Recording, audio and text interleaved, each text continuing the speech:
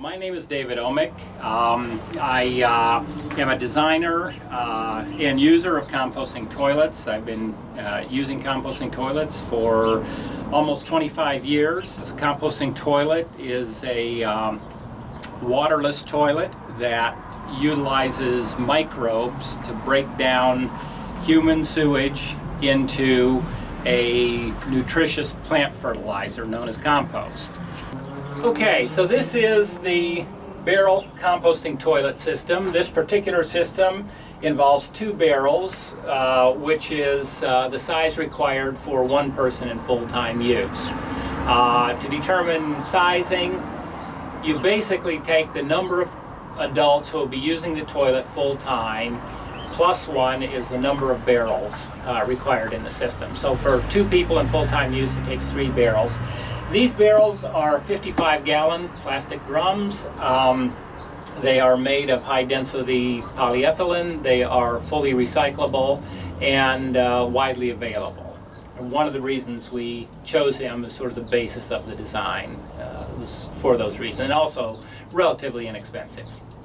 The toilet consists of the barrel, a wooden top, which is finished with a waterproof finish, toilet seat, a 3-part ventilation system, and you'll notice that we have 2 barrels here.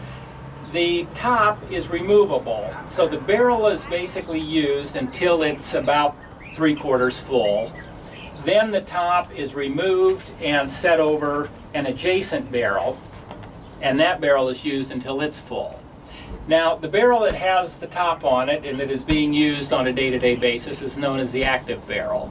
So to talk in a little more detail about the various components of the toilet, why don't we start with the toilet seat. This is an ordinary round toilet seat. We have added closed cell adhesive foam weather stripping around the lid and around the seat. The function of these is to keep insect vectors that we talked about earlier in the introduction from entering the toilet. Right behind the toilet seat, you'll see 3 plumbing fittings. These are part of the ventilation system. This vent tube goes to an exterior vent for indoor applications. For exterior applications, this vent is not necessary. You'll notice on the vent that it is covered in aluminum fly screen. The function of this is also to keep flies from entering the toilet, as well as rodents and other animals. The top is secured to the top of the barrel with locator bolts and also with springs. Once the toilet is mostly full and the top needs to be moved from the active barrel to the adjacent barrel, which now becomes the active barrel, it's just a matter of undoing 4 springs, 1 at each corner, lifting the barrel up and setting it on the adjacent barrel. Now you'll notice that the adjacent barrel, this is an aging barrel. This one already has been used, and it was about 3/4 full. The compost has now gone down a bit because that's part of what happens in the composting process. You'll notice that it is covered in insect screen, again to keep flies and other insect vectors out of the barrel. The screen is secured to the barrel with a cord and spring assembly that provides an effective seal all around the perimeter so that flies cannot get in to the barrel.